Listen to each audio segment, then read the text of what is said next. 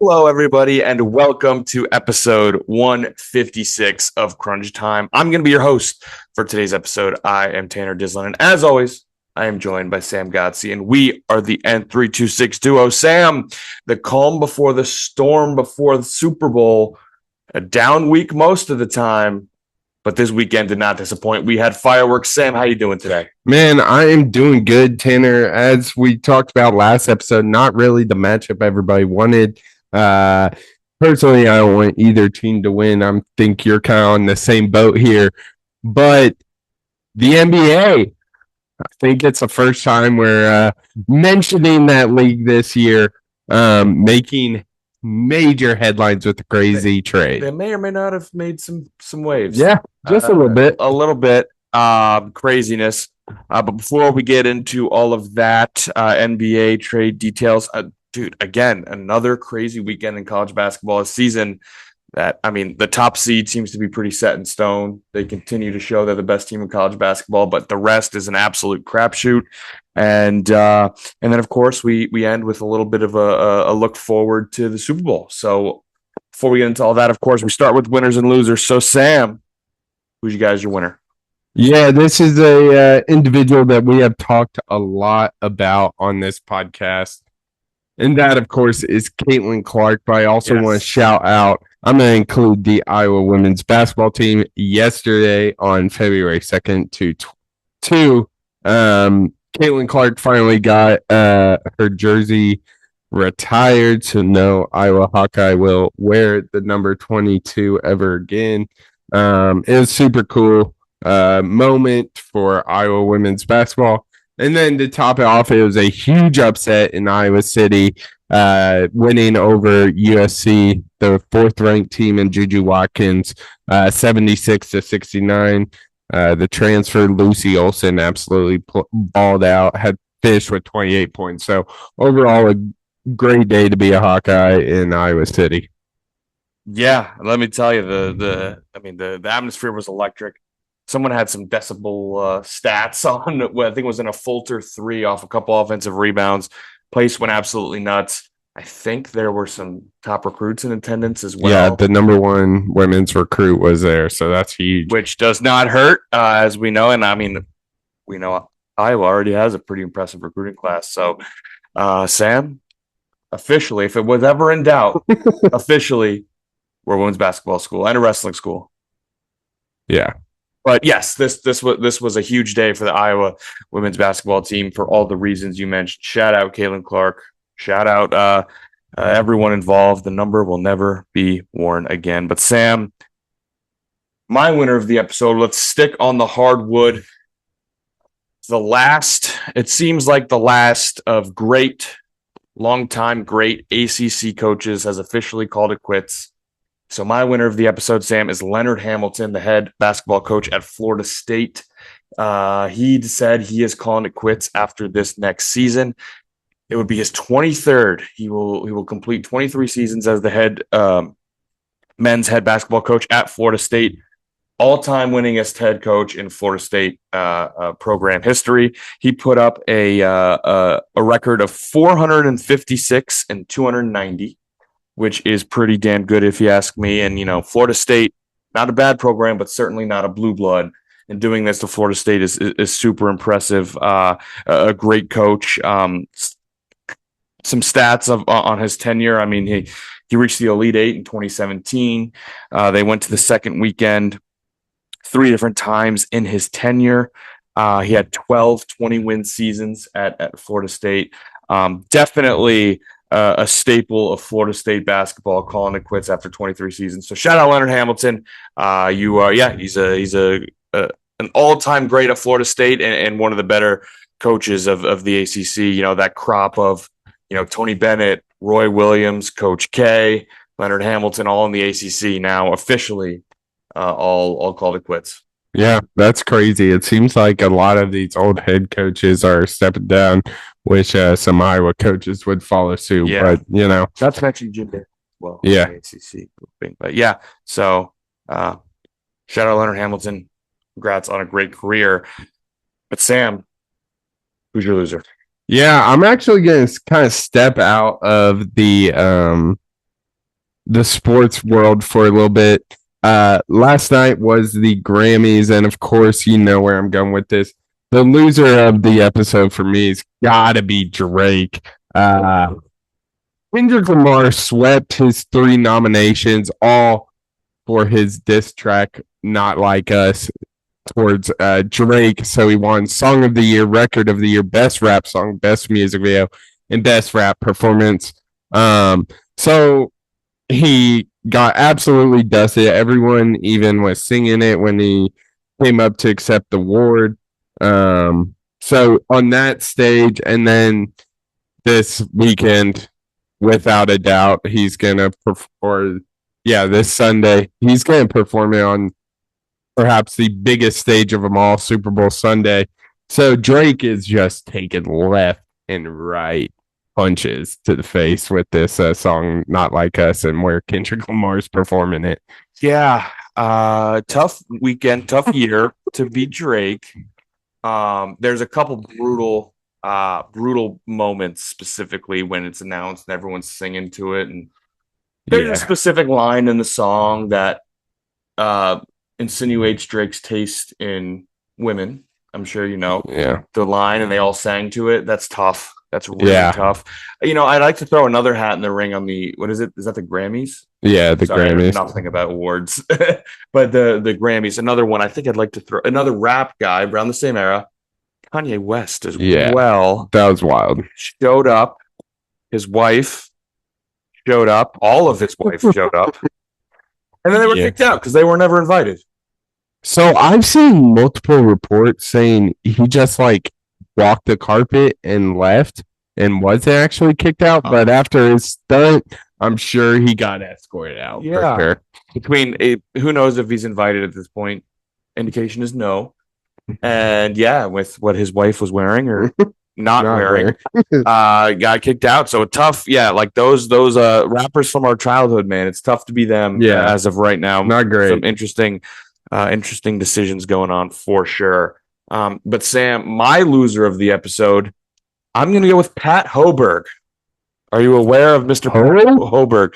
Well, Mr. Pat Hoberg is now on the unemployment line, Sam, because he was fired today. We're recording this on Monday. He was fired today, and he was an MLB umpire. Oh, shocker. He was fired today after the MLB uncovered he shared a betting account with a professional poker player who also bet on baseball. Now, the MLB has gone in and said that currently they have found no evidence to incriminate Hoberg in any sort of manipulation of baseball games. But the data provided also supported the fact that no baseball bets were placed from Hoberg's electronic devices. However, he was in possession of a joint account with a poker player that had bet on baseball and had bet on baseball games that Hoberg was umpiring. Ooh. So while they don't think he tampered with it, they said that was too close for us and fired him as a precautionary measure, which probably is the right way to go. However, you know what the real crime in this? What's happened? That's easily one of the best umpires in baseball. Yeah. He had anytime he had the umpire scorecards, he always had great scores. He was very good at his job. And now he doesn't have it anymore. Yeah, so, baby. He's a loser because surely you had to know that was going to be uncovered. Even if you didn't fix games, which all indication is you didn't, surely you had to know that would be a problem. And then, of course, baseball is a loser because he's one of the better umpires and he's now lost. And that's just more games for people who are not so good. And that stinks. So is Hernandez still around? No, he is not. Thank God. Not still around. That dude was bad. That dude was really bad. I think it was last year that basically last year during the season in the middle of May. So we're in the middle of the season. Mm-hmm. It was just announced that he's he's retiring effective immediately. So we all knew it's someone stepped in and made sure that happened. But it was tough to be Pat Hoberg, tough to be a baseball losing a big umpire like that. And obviously anytime there's any ties to gambling, it's a real issue for any sort of sport, no matter what sport you're talking about. So Not surprising. I mean, eventually we're gonna just keep hearing these kind of stories more and more thrown in our face every 4 seconds. If you're watching any individual sporting event, I mean, how many of the minute commercials are now gambling? I mean, BetMGM is like every other, it seems like. Partnering with sports leagues to offer promos that are specifically curated to lose and make more money for the sports books. Every single time a score is shown or a start time is shown, the line is also shown. ESPN having their own betting TV shows. It just, I cannot believe. I think McAfee has a deal with FanDuel, if I'm not mistaken. McAfee's with FanDuel. I mean, Barstool Sports, we all know their thing with DraftKings and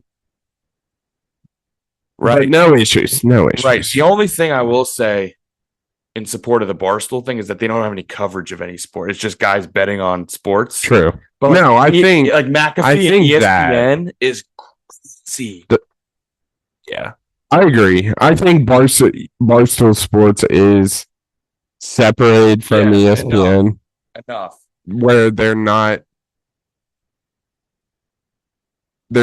directly tied to insider information, really. And the contracts between ESPN and these companies for televising games is crazy. And anyway, it's way too thrown in our face. Moral of the story here, and no one is shocked.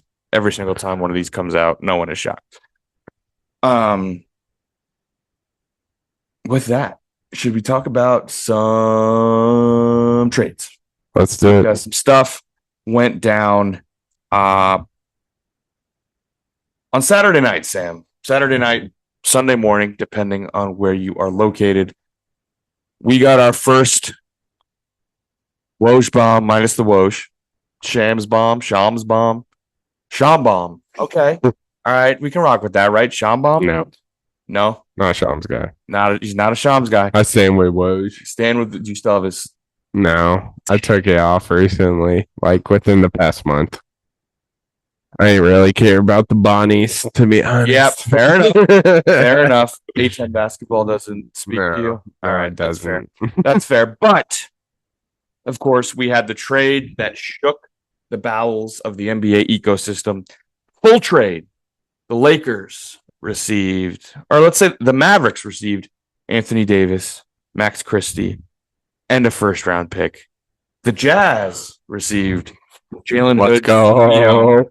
2025 Clippers second-round pick and 2025 Mavericks second-round pick. And the Lakers received Luka Doncic, Maxi Kleber, and Markieff Morris. Absolutely absurd, Tanner. I was with you when this trade was announced. I couldn't even get the words out of my mouth. I was so shocked. I read it to you. You were so shocked. I memean, Shams had to tweet out that my account was not hacked. That's how crazy this was. I mean, there's so much to say about it. Take the reins. However you want to talk about it. There's so much. It's clear the Jazz won the trade. Huge get for Jalen Hood.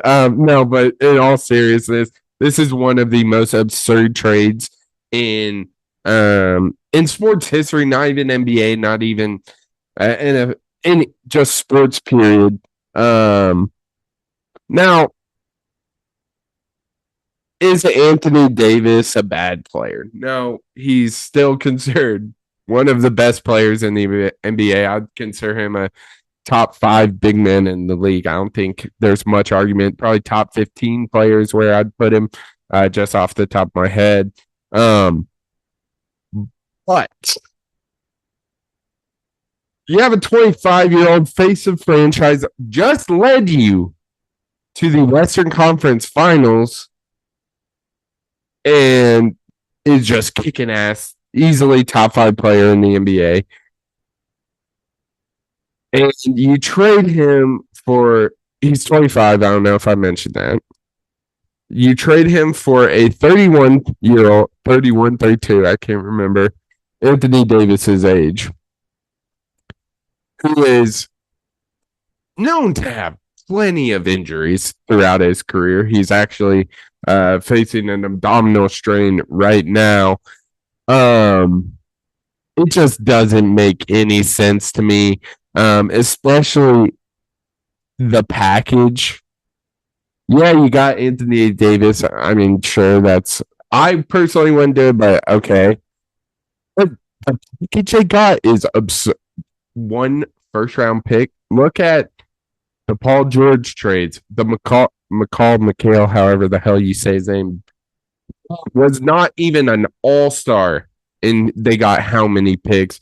We've seen, obviously, all the big trades have been surrounded with picks. That's why Thunder are where they are, because of trades. It's just absolutely absurd.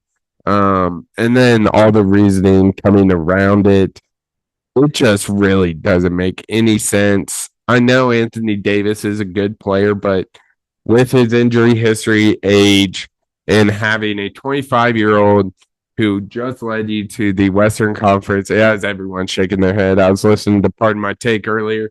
Windhorse was talking about it, and he was like, literally everyone has texted me asking how the hell did this happen.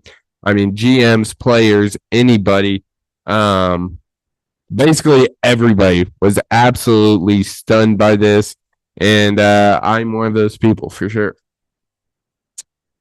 Look, it's broken my brain so much that I'm like going back to like the fundamentals of like what a trade is. It's like why do teams trade, right? Teams trade for a multitude of reasons. Number one on the list, most often reason teams trade is because they got better from the trade. Let's look at this. Did the Mavericks get better? No. Luka is a better player than Anthony Davis. Again, Anthony Davis is not bad. Luka's a top 5 player, 25 years old. We covered all this. Okay, well, number 2, maybe they get younger. They're moving on. They want to get younger. No, you didn't do that either. You got the 30-plus-year-old who's injury-prone, traded away this 25-year-old. You didn't get better. You didn't get younger. Maybe you try and shed salary. No, you didn't do that either. What? Okay, well, maybe at the very least, the guy asked out, right? The guy asked, you said, I wanted out of Dallas. No, that didn't happen either. Okay, well, you at least, at the very least, you did your due diligence. You shopped them around, and you took the best deal available. No, they didn't do that either. What the hell? Yeah. What the hell? 0 cents. Absolutely unprecedented. This has never been done in the history of sports. A 25-year-old, a young superstar, top 5 player in the league, who is in his prime, has never been traded in the history of sports without asking out. Yeah. Without looking at the team and said, you need to trade me now. This has never happened. He was blindsided by it. The best player on the other team, who essentially is he's the de facto GM of the Lakers, LeBron James, he had no idea this was happening, allegedly. Like, it's broken everybody's brain, myself included, to the point where it smells fishy. Yeah. Like, this smells fishy. A season which the NBA it's been well noted they've had their worst ratings in a while. Without question, the biggest franchise in the sport, with the biggest star in the history of the sport, trade for one of the best players in the league without and the trading team doesn't shop him around, doesn't make it known he's available, doesn't let other teams know. Teams with 5 times the amount of first-round picks that the Lakers have. You didn't shop him around to any of those. Like, tell me the Oklahoma City Thunder wouldn't give one of its 86 million, 5, 6, 10 of its million first-round picks for Luka Doncic, pair him with Shai Gilgeous-Alexander, a team where they're so young that they're winning now. But that's the thing. This is a win now move. This is a win in the future move because he's 25 freaking years old. This doesn't happen. Yeah. This is crazy to me. And you only shop him to the Lakers. Oh, man, I don't. And like you said, Shams had to tweet out, I was not hacked. This is real. You know how bad of a GM you have to be to make a trade to where the entire The entire world is making fun of you, is questioning whether the reporter is hacked, and is like, did you see the Duolingo? Yeah. Thing? Duolingo, a website and an app where you learn a new language. One of their things is like, check the mistakes you made. Check the mistakes you made when you learn. Yeah. And they tweeted something, the Mavericks, saying, "Hey, check the mistakes you made. Yeah, because this is absurd." Now, it's fishy. It's definitely fishy. 100%. I don't know. Everything they didn't get better. They didn't get younger. They didn't shed salary. This is all around an L. Who knows? I have no idea anything about this. We have the reports saying that it was a weight and conditioning issue. That's crazy. Our boy Ryan Russillo had absurd. Have you seen his? I'm not. I haven't seen his. He said, "Is he like the slimmest?" First off, he's not fat. He is not fat at all. Second off, fat people win games in the NBA. It happens all the time. Look at the best player in the league. He has a very similar build to Luka. Not the most athletic, but damn, are they good, and damn, do they win. And they just went to the NBA Finals. That's neither here nor there. But Ryan Russillo said, "You just went to the NBA Finals. He averaged damn near 35 points a game and brought you there. He could smoke a cigarette down the court, and I could give a F. I want that guy playing for my basketball." Yeah. And there's the old video being resurfaced of I assume after one of the playoff games that put him in. Luka Doncic is drinking a beer, talking to someone, and he took a beer. Never take another man's beer. This dude, it's tough. Dude, I mean, he sucks at every job he's had in the NBA. Yep. For those of you who don't know, Nico Harrison, I'll add him. He was the one he was a Nike executive, of course, upcoming star. Of course, Nike's going to go after him. That individual that Nico Harrison was trying to get to sign to Nike was none other than Stephen Curry. That's how you pronounce his name. Nico Harrison did not know that, and now Steph Curry has come out and said, yeah, like they absolutely butchered the pitch, and that's why he's not signed to Nike. The three things they butchered? This is great. Yes, Nico, was it Harrison? Nico Harrison. Yes. Remember the name. Stefan. Or wait, no, call him Stefan. Stefan is his name. They call him Stefan. Called him Seth. Ooh. Called him his brother's name.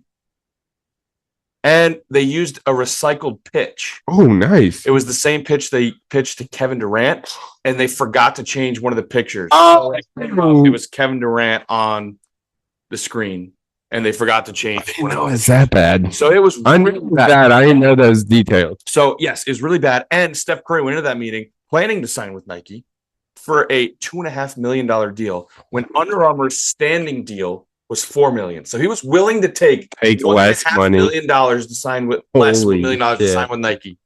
They butchered it. So that's how badly he wanted to be with Nike, by the way. And he butchered it so bad that he left and went to Under Armour. And which is one of the most lucrative deals Under Armour any brand has ever signed ever. Probably behind Michael Jordan, which got its own damn movie named after it. But, it's crazy.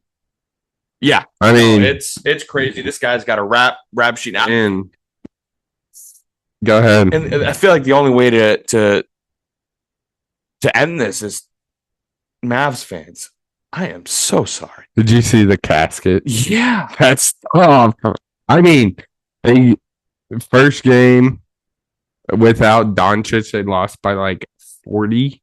It was like 91-47. They played the Cavs, who I think are still a good team in the NBA. But they got absolutely dominated. But I think the craziest part about it is, like, for example, you're hearing Jimmy Butler whining out, shocker. And he's like a report came out, he's not going to sign with the not going to sign with the Warriors. LeBron plans to stay in LA beyond the deadline. Shocker. Mm-hmm. So, like, you hear like slight leanings towards where players sign. Nobody knew about this. Nobody had a single. I mean, even the players involved seem like they know. Doncic sent according to this article, he sent a group text to his teammates. Shocking, no one he didn't answer Harrison's call informing him of the trade. Davis was home in LA texting his teammates after they beat your Knicks. On Saturday, LeBron James was out in dinner when he got a call from Pelinka. Kyrie learned of the trade on social media when he was undergoing treatment at the hotel in Cleveland. And like we've heard what various execs have said, unfathomable. I'm stunned, just like all of us. And I think the craziest part about it is we've seen some insane trades. I mean, we've seen the Bradley Beals, the Kevin Durant's, the Paul Georges, all those, right? Do you remember when that Chris Paul trade was? Yeah. Sure do. Like, just absolutely absurd. And this is not a way to keep interest in the NBA. I mean, yeah, people are going to talk about it. It's short term. It's very, very short term.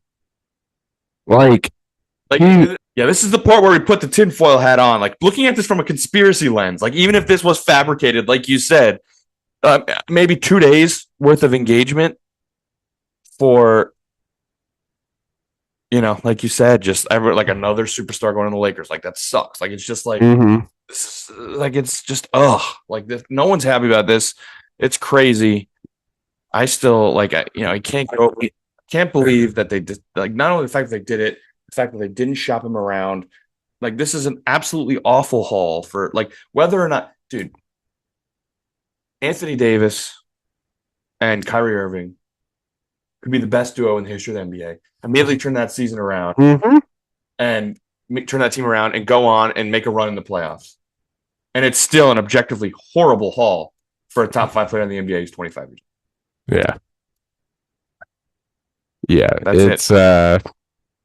Twitter was an all-time place, though. Another one of those moments. 100%. I was just about to bring that up. Got any of your favorites? I mean, supposedly Anthony Davis is starting a new show that's like Impractical Jokers for athletes. Someone said, theory, this is all just a big stunt to launch AD's new prank show.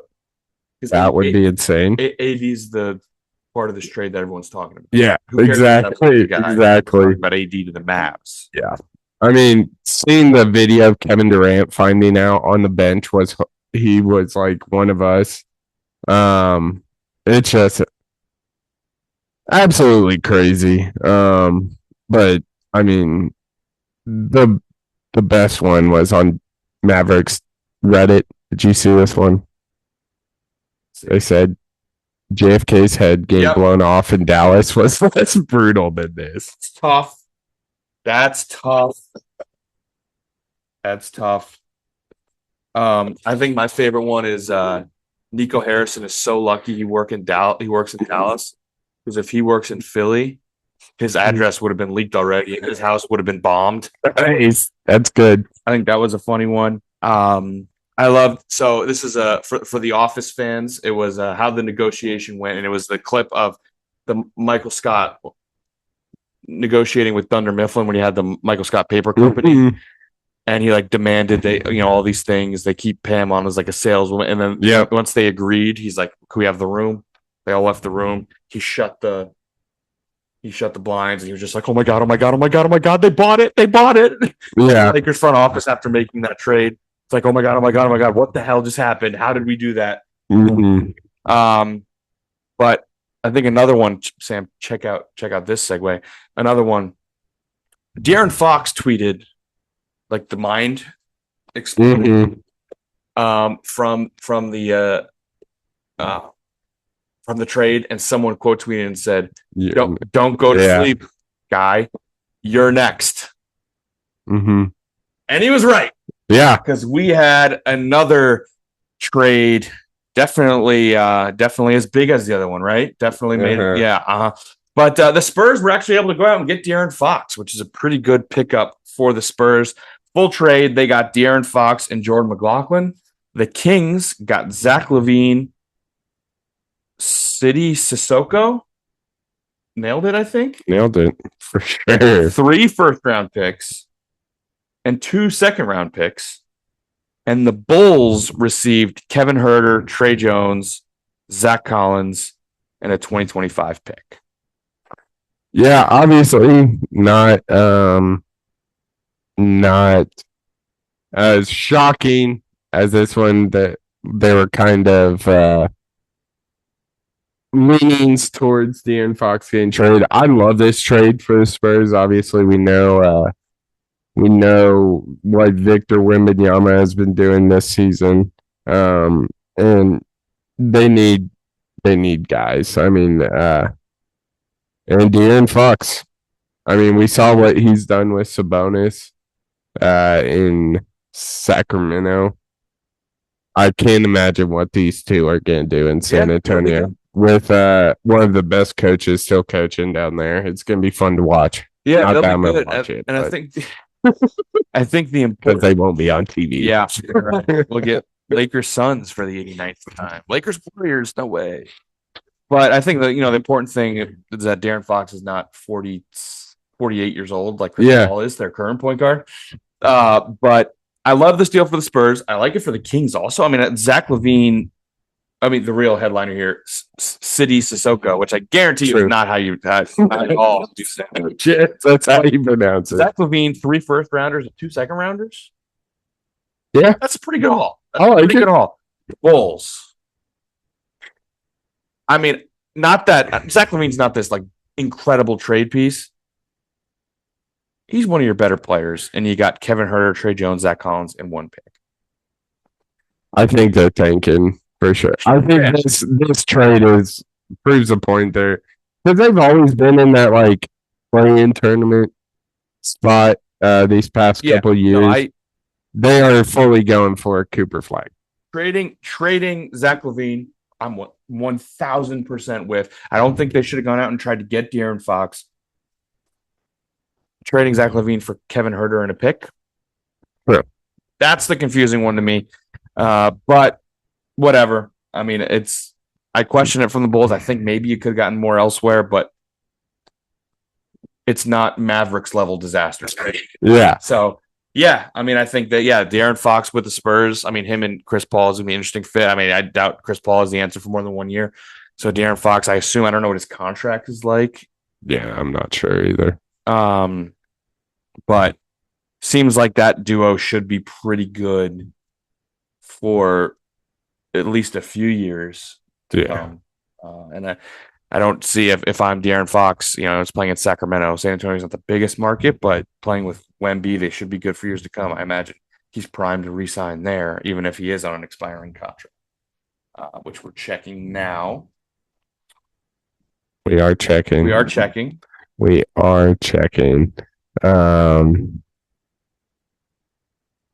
So he signed a 5-year, $163 million contract in 2021. So he'll be under contract. He's under contract for next year. Yep. So he's under contract. Finish out with the Spurs. He'll play with the Spurs next year, and then he'll be an unrestricted free agent at the age of 29. That's the thing. He's only 27 years old. We're freaking out over this Luka deal. I guess De'Aaron Fox is not Luka, and he is older than Luka, but he's older than Luka by 2 years, which is crazy because it feels like he's been in the league forever at this point. But crazy. Yeah, absolutely nuts. But good pickup for the Kings. I think we're both in agreement there. I mean, some other the Jimmy Butler situation. Who knows what the hell's going on there? He wants out. Being a star player in Miami and living in Miami isn't enough for Jimmy Butler, I guess. He wants out. Who the hell knows where he's going to go? Obviously, I think he wanted to go to Phoenix, but Phoenix needs to move Bradley Beal. Bradley Beal's got the no trade clause, which he got it. He has every right to exercise. Crazy that there are 2 active players in the NBA with trade clauses. Did you know this? No trade clauses. Mm-mm.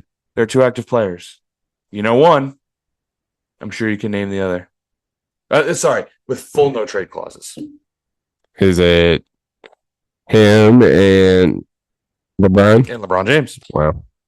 Those 2 things are the exact same. Interesting. But yeah, isn't it like the Wizard? He suckered the Wizards into giving him a full no trade clause. Suns traded for him. He waived it. Now they got to take on that trade clause, and yeah, he doesn't want to move, so he has every right to exercise it. But yeah, those are some rumors. I know. Looks like the Lakers were trying to trade for a center. Apparently, Mitchell Robinson was on their radar. I think there's a potential deal to be done there if they're willing to. They now have an influx of guards. They like someone like Austin Reeves. I think a deal centered around him and a deal centered around Mitchell. I think there's something there because the Knicks need wing play. But I don't know. I don't know where it goes. But it looks like they're looking after a center, and the trade deadline is when? National Sports Podcast. I never claimed to be an NBA fan. This is true. We never did. Check the tapes. Thursday. Trade deadline is Thursday. The day this episode airs. So I'm sure by the time this airs, something else had gone down. But we are. I'm calling it a fleece. Someone got fleeced. Yeah, fleece. Fleece. Mavericks got fleeced, but yeah, that's. But yeah, I mean, anything else to button up the NBA talk? I know how much we're dying to talk NBA. No, I think this is one of the worst trades in sports history. Like I said, Gotta be. Justice for big folk like Luka and Lakers made out like bandits, which sucks for the NBA, no doubt. But Sam, moving on to the college basketball scene. Another crazy Saturday, Sam. We saw 1, 2, 3, 4, 5, 6, 7, 8, 9, 10 top 25 teams lose, and a couple puzzlers, a couple on home court. If you're ready to get into them, we'll start out with the highest ranked team to lose in Ames. Our very own Sam Gotze was on site when the Kansas State Wildcats went into Ames and beat the number 3 ranked Cyclones by 19. Yeah, this one was very confusing. Iowa State, I think, was riding a 28-29 game home win streak. Kansas State was riding a 15 game 15 losses on the straight losses on the road. And I thought Iowa State was clearly the better team, but I guess not. I think they weren't on Saturday. This was very confusing. I think Iowa State didn't bounce back like we expected them to after that heartbreaking loss to Arizona on that insane shot by Caleb Love. And just watching this game, it is very clear Kansas State runs through Coleman Hawkins. Like I saw Coleman Hawkins point to one of his teammates and told Pang, get him out of here. It was a very individualistic play, but what made the biggest difference is Kansas State dropped into a zone defense and Iowa State couldn't hit threes. Kershaws, supposedly one of the best 6-man in the league, not played particularly well. They're missing probably their best 3-point shooter in Milan Momcilovic. So it was just an all-time disaster for Iowa State. But that's college basketball, man. Yeah, that's it. Any given, it's called, what does they say? Any given Sunday about NFL games. I mean, college basketball, any given game, seriously, anything can happen. We know what happens in March. But it seemed like, at least to break down this one in particular, it seemed like Iowa State, some old problems. Like that's why they were so, at least in my opinion, why they were so scary this year. Is that the offense really started to pick up. They were good in the half court. They were good in transition. They've really always been good in transition, but in the half court, when you got to stop and play half court offense, is when they kind of struggled. The defense was always good. We all know the physicality they'd play, the defense they'd play. But the offense seemed to be, it's like the anti-Iowa. They were physical and they were good defensively. Well, Iowa was so not physical, so not good defensively, but they could score, flip-flop it. And early in the season, that hadn't been an issue. On Saturday it was. And against West Virginia, it kind of was. But I don't think anyone's anywhere near a panic button. They'll be fine. But yeah, definitely a confusing loss. Some other big ones. Number 5 ranked Florida. They had to go to Tennessee in Knoxville. Tennessee beat them by 20. 5 versus 8. I wouldn't say it was a surprising result, but it was kind of a surprising margin of victory. Yeah. Florida didn't really show up, and the SEC continues to beat each other up in an absolutely insane conference this year. Another really, really shocking one, Sam. Houston, who still currently holds the top spot in the Big 12, tied with Arizona. But Houston, they lose on their home court to Texas Tech. Yeah, this one was really shocking, Tanner. Their head coach got ejected from this game. Their leading scorer, JT Toppin, got ejected from this game very early on. And they still somehow managed to pull it out. But, like we said with this Iowa State K-State game, this is how college basketball rolls some ways. Sometimes you're just not their team. And I think that's the case here. Yeah, no, I got none of that. Very confusing there. Texas Tech, though, they're starting to build some momentum. Obviously, the signature win. They almost beat Iowa State. They probably should have beaten Iowa State. But Iowa State was able to hang on in that game. Texas Tech building some momentum after this win. They hopped up to the number 14. I want to say 13 or 14 in the nation. So they're starting to make some moves. 13. Yeah. Michigan State had to go to USC, play your old friend Eric Musselman, and they end up losing over in LA. Yeah, I mean, this one, it was just like, when is Michigan State going to drop a game? They haven't really played a whole lot of anybody. I wouldn't say USC is somebody this year, but it was just a matter of time that Michigan State dropped, and unfortunately, it was against much less. What am I trying? Inferior opponent. Thank you. Yes, definitely an inferior opponent in USC. Kind of a weird team, USC. I think they have stacked a few ranked wins now, if I'm not mistaken. Like a 13-8 record is nothing to write home about, and 5-5 in the Big Ten. But definitely a weird team. Not ranked wins, but okay, they won at Nebraska. That's the game I was thinking of. Definitely a good win, and then won at Illinois. Yeah, that's definitely the one I was thinking of, not Nebraska. But they won at Illinois and at Nebraska, which are a couple of pretty decent wins there. Then obviously this is the signature win, but also mixing in losses to UCLA at home and Wisconsin at home. We got smoked by Wisconsin at home. So weird team USC for sure. But moving on, we got number 9 Marquette. They lose at home to UConn. Another impossible team to figure out is UConn. Yeah. As good of wins as you can find in college basketball.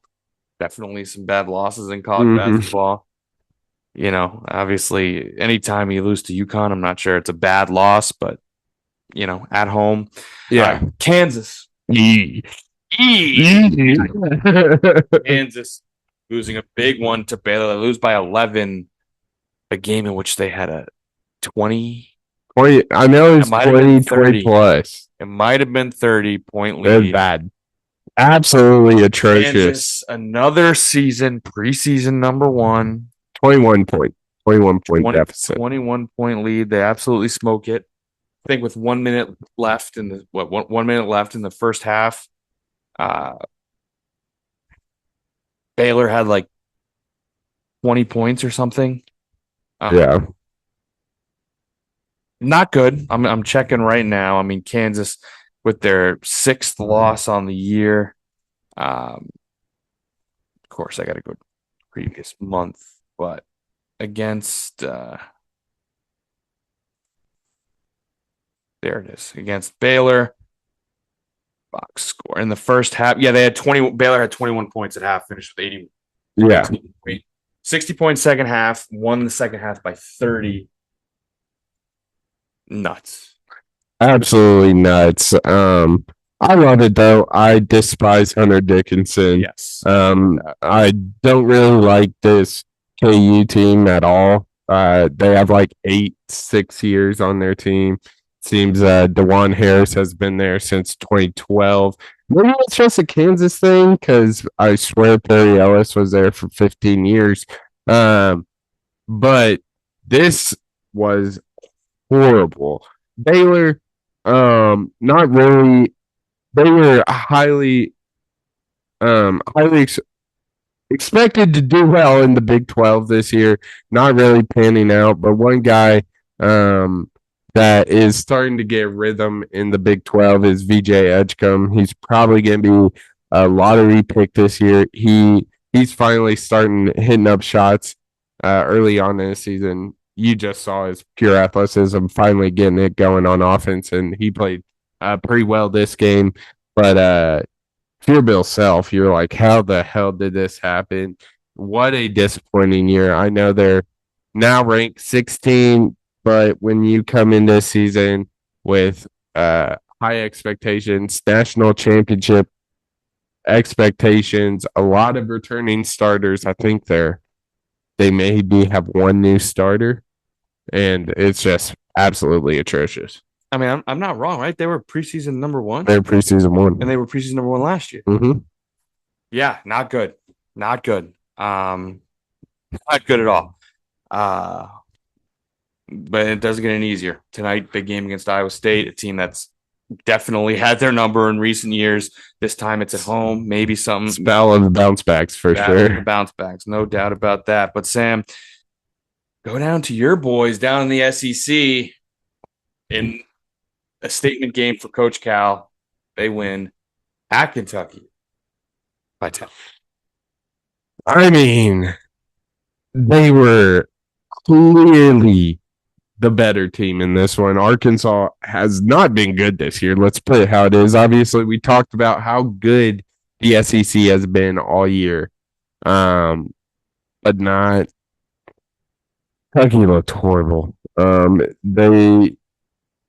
To lose to your former coach when you are clear and away the better team at home with probably overpacked Rupp Arena, and you go out there and get beat by your former coach with a much inferior opponent. Yeah, I feel like ass if you're a Kentucky fan, but if you're Coach Cal, you are loving it. Yeah, I mean, obviously that's a huge win for Coach Cal. This is the Arkansas team we expected. Not inspected. We expected. And, I mean, we knew it was in there. Didn't know how long it was going to take to come out. If it would come out, who knows? Maybe something about this group didn't click. But we knew it was in there somewhere. It came out against Kentucky. Could that have been a for the coach kind of thing? Obviously, that's always possible. But obviously they're going to need to keep it up. They got a lot of room to make up here.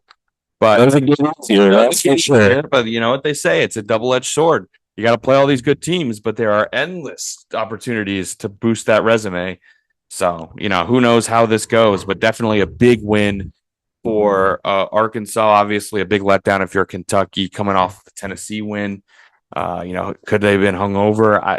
Sure, but playing against your old coach should be enough to cure a hangover, I'm thinking. So definitely an impressive game for Arkansas. But like we said, we just need to see it more. We know it's in there. Keep it up.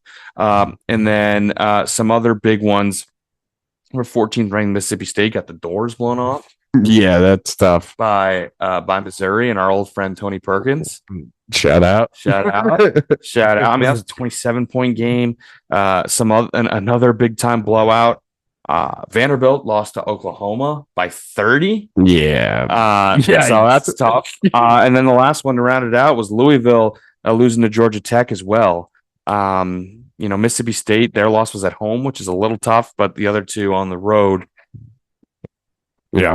So definitely a lot of movement at the end of the top 25. And like for Iowa State, that's, a few losses now. What it was Arizona this week?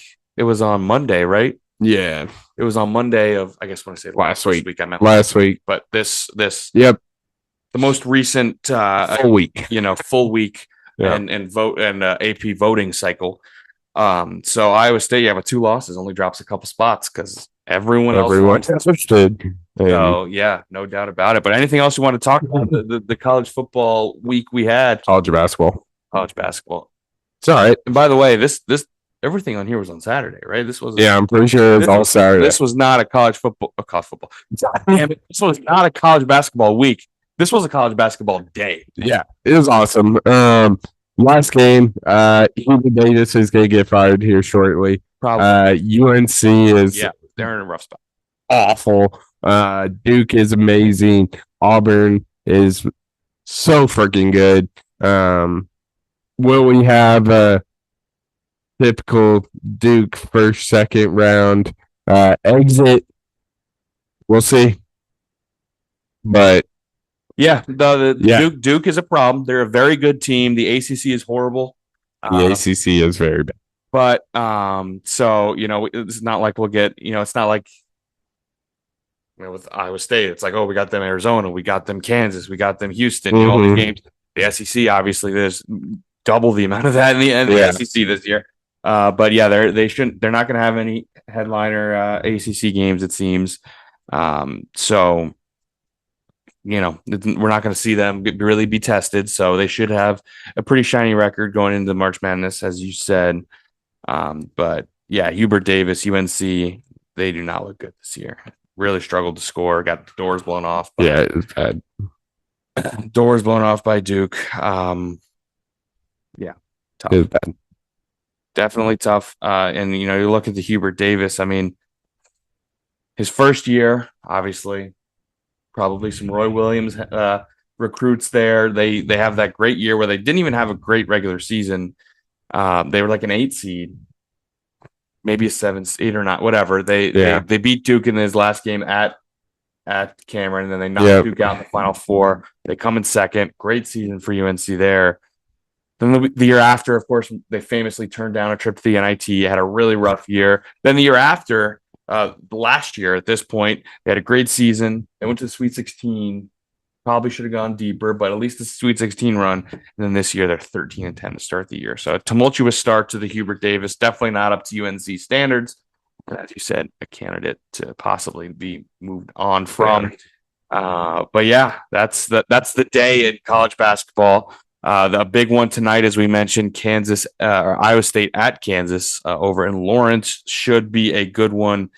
But we'll see. We'll see how this goes. It's been awesome. It has. This college basketball season has been some of the best. The SEC storylines. I mean, I would not be surprised if we see Auburn lose a couple down the stretch. The up and down season Tennessee and Alabama has had, just the utter chaos of college basketball. As awesome as March Madness is, this regular season has been one you don't want to miss. So if you haven't been watching, please tune in because every night there could be an something upset. Crazy happens. Yeah.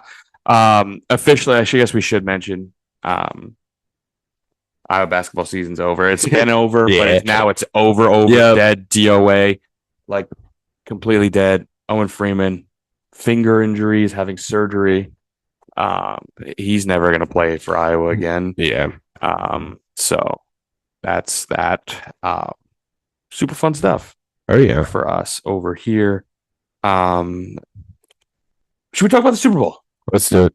Because, we definitely need to cover some things about the big game. A rematch, of course, of the 2022 Super Bowl. I don't know. I'll never forget that the way the NFL does their numbering of Super Bowls is impossible to keep track of. But yeah, I mean, there's some big storylines here. Seems to be the Eagles, Sam, are the better team all around. No, Yeah, I think so. I mean, you have just position by position. I mean, I they think lose quarterback. loose quarterback, I think tight end. Chris Jones is probably better than Jalen Carter, but Jalen Carter's right there with him. I mean, he's an absolute beast. Yeah, I'm probably taking Chris Jones, I'm but taking Chris Jones. it's not that big of a difference. And But yeah, tight end, tight end, I think. But the big one, the reason why this game might be close, or probably will be close, the Chiefs might win. Hey, Mahomes, quarterback. Now who in your eyes? Maybe it's a matchup, player versus player. Maybe it's a unit versus unit. Maybe it's just a single unit that's like the most important. Where do you think this game is going to be won or lost? So I think I'll kind of break it down. I think what it's going to come down to is, can the Chiefs force the Eagles to throw the ball? I think that where this game is going to get won. Yes, I know that we just mentioned the Eagles pretty much outmatch them in every position except with Chris Jones, Patrick Mahomes. Why would you say you want to have force the Eagles to throw the ball when clearly they have the better receiving core? Well, they don't have the better quarterback. We haven't seen Jalen Hurts really sling the ball. You can say he slung the ball last week if you just look at the stats, but it's very clear. It was running attack. We know what this running attack is. It's the best in the NFL. I don't think many people can argue that. I think if you want to make the argument, the Ravens are up there, but I still think I give the edge to the Eagles. But I think that is where you got to focus. I am much more confident in forcing Hurts to throw the ball than hand the ball off to the best running back in the league. And I think that if they can stop the run, sell out on the run, stop Saquon, force Jalen Hurts to throw the ball, it's going to be tough beating them. Yeah, no, I'm 100% with you. If you go kind of team by team, the key unit for me for Kansas City, absolutely that defense. You have to stop the run. Saquon, what can be said about him that hasn't already been said? That offensive line and Saquon is a deadly duo. Obviously, Hurts can run himself. Make that offense, I would say one-dimensional, but ideally they would be one-dimensional just on the ground. Yeah. So make them not be one-dimensional. Make them have to throw the ball for sure. Definitely agree on that. I think if I were looking at the Eagles, honestly, weirdly, my unit to watch is the Eagles special teams. Yeah. Jake Elliott has struggled a lot. You're going to game this close. You're going to need to make field goals. Obviously, last Super Bowl came down to a field goal between these two. Looking at that special teams. But we're looking at history here, Sam, with the Chiefs three-peat. There have been three-peat NFL champions. There has never been a three-peat Super Bowl. Of course, Packers fans had to make it about themselves and talk about their 3 championships back before Black people could vote, or women could vote, and act like it's an organizational achievement. But some stats, Sam. I just Trent McDuffie is looking to be the first player ever. I'm sure there are even more. Looking to be the first player ever to have the first 3 seasons in the NFL have 3 Super Bowl wins. George Karlaftis is top 30 in playoff sacks. Of course. Now that's not a George Karlaftis stat. That is a Patrick Mahomes stat. Yeah. George Karlaftis has spent his whole career playing in the playoffs. There you go. Because Patrick Mahomes just gets him there. It's crazy. Playoff games in which the Chiefs are trailing at any point in the fourth quarter. Mind you, that includes all of his losses. Because obviously, if you lose the game, you trailed at some point in the fourth quarter. Mm-hmm. Patrick Mahomes has a winning record. The next closest winning percentage is like 37%. Jeez. And he has a winning. It's not close. The stats can go on for days. It's insane. It's insane how good this guy has been. Precedent this guy has been. I mean, I gotta ask. And now, obviously, whether or not someone says Mahomes is the greatest of all time, whether or not Tom Brady says, that's not the arguments we like to have on this podcast. I don't really care who you think's the GOAT. I don't think you should care who I think is the GOAT. There's no right or wrong answer for the GOAT, in a lot of senses. But in your eyes, after I just said that, of course, we're going to have this conversation. How much more does he need to go? I mean, certainly a three-peat is a huge thing in support of Patrick Mahomes. And if he doesn't do this, I feel like, the bar to get the GOAT is a lot higher than if he does. The three-peat is something on your resume. It skyrockets you up there, right? Yeah, absolutely. I think I personally wouldn't give him the GOAT status yet. I think it's a similar situation with LeBron and MJ. I think, Mahomes is doing stuff we've never seen before, but he obviously doesn't have the accolades Brady has.